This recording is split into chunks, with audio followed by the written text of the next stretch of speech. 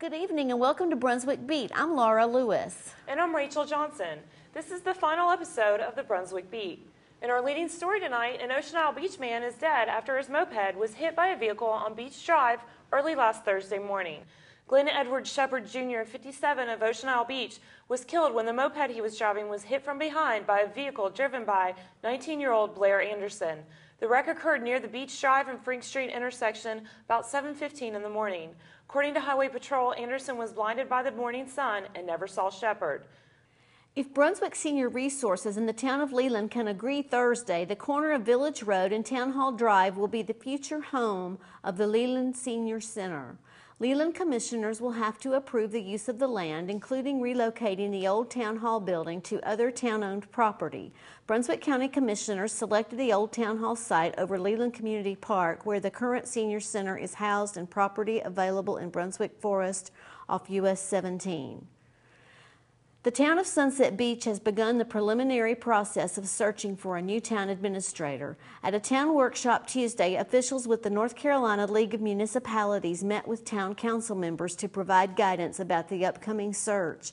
Current town administrator Gary Parker plans to retire by the end of next January, at the end of his 6th year with the town.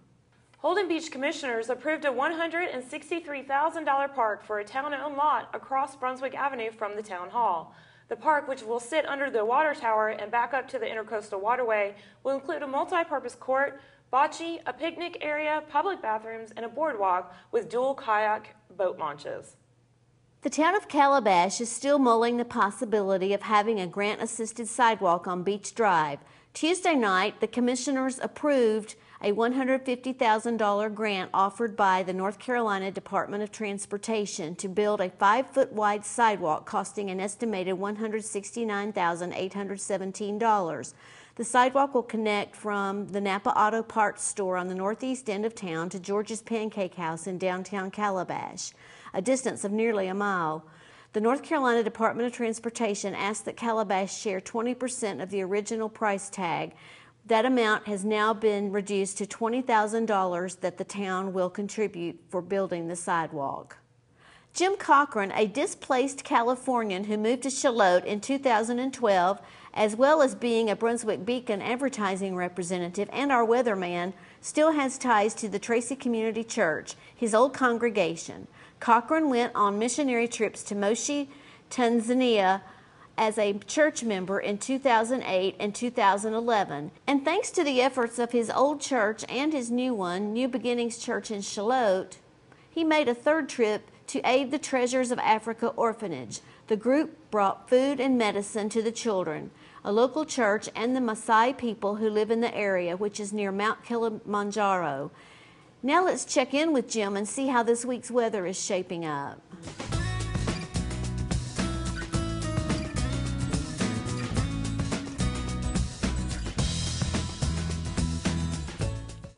Thanks, Laura. And the weather here is a little bit cooler than it was in Africa, which leads me to the weather coming into this weekend. Temperatures are supposed to remain in the mid-70s, but on Friday there will be an increasing chance of clouds and thunderstorms late in the day and into the early hours of Saturday. Clouds are expected to move out throughout the day on Saturday, and Sunday is set to be mostly sunny with highs in the upper 60s.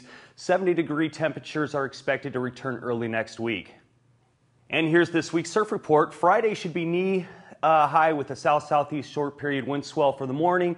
Then surf builds from the southeast into knee to thigh high range for the afternoon with choppy conditions. Saturday morning is looking pretty good with waist to stomach high south short period wind swell in the morning with an occasional chest high sets. However, this drops into the waist high range for the afternoon and into the beginning of the week. Also, the water is warming up, so we are officially into spring suit season and or shorts and hot tops, so enjoy the warm water. Now let's take a look for the tides for the upcoming week.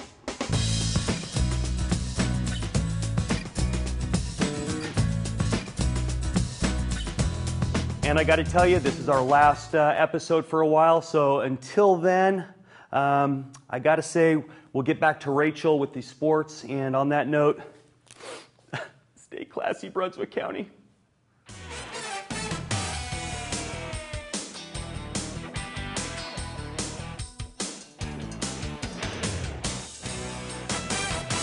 Thanks, Jim. Welcome to the Beacon Sports Report. The Brunswick Community College baseball team beat College of the Albemarle 5-0 in 9 innings and 6-5 in 8 innings in a doubleheader Saturday at Founders Field.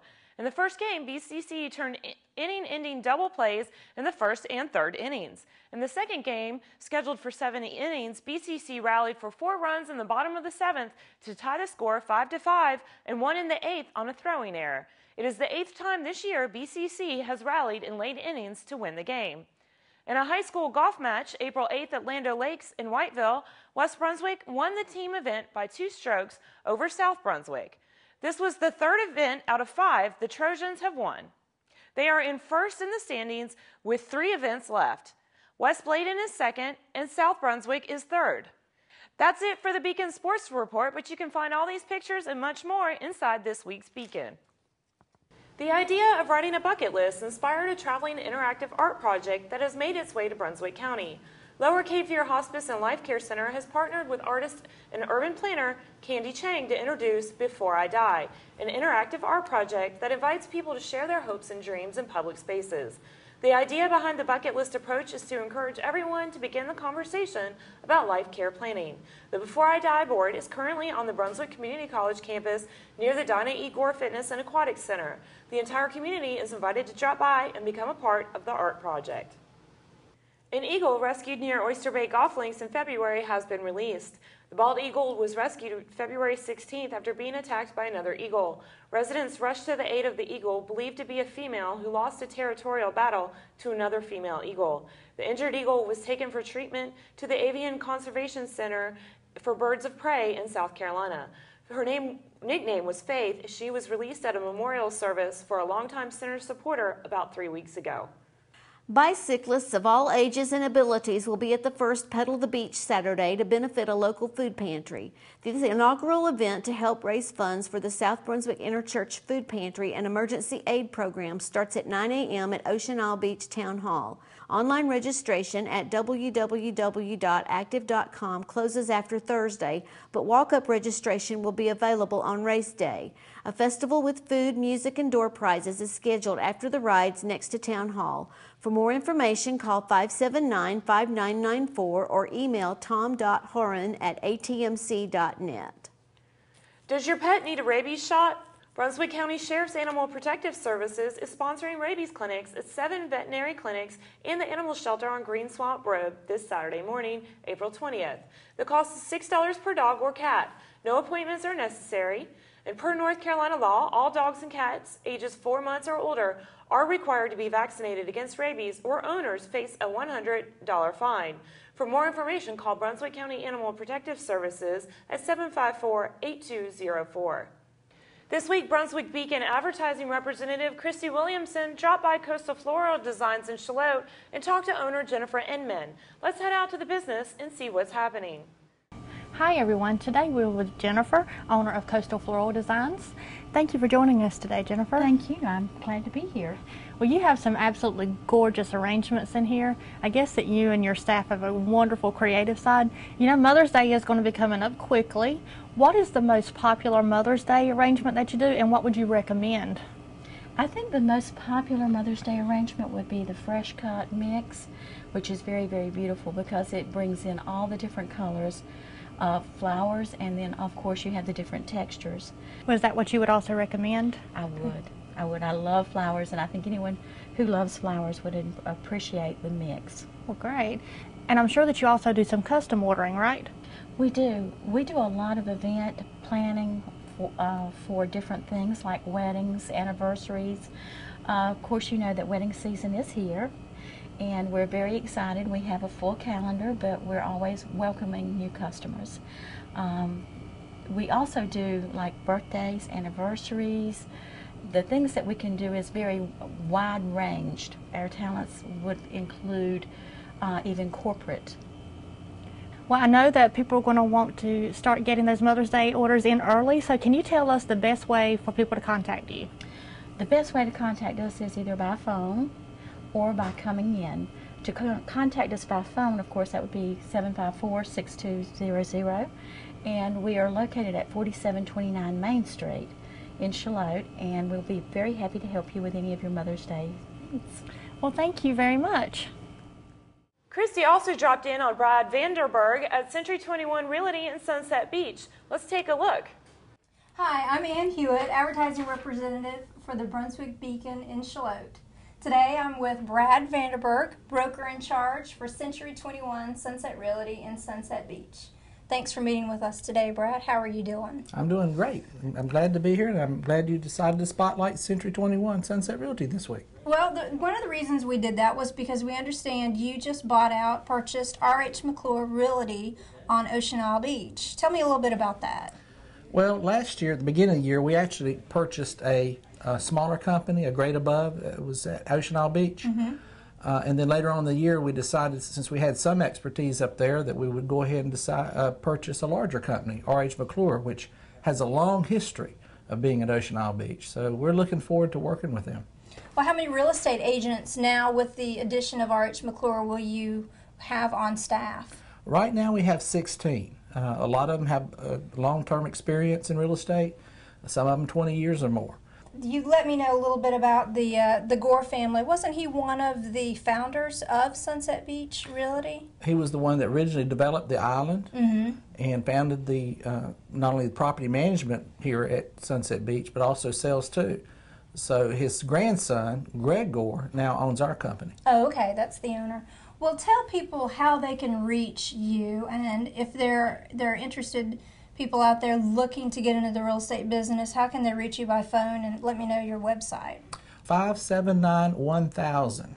1000, that's good. That's all you need to remember. That's all you need to remember. 579-1000. And what's your website address? www.sunsetrealty.com. Well, thank you, Brad. I appreciate you meeting with us today. Thank you. For this week's Beacon Bits, I visited with manager Trish Kelly at Cattails to learn more about a new cat named Xena that's up for adoption.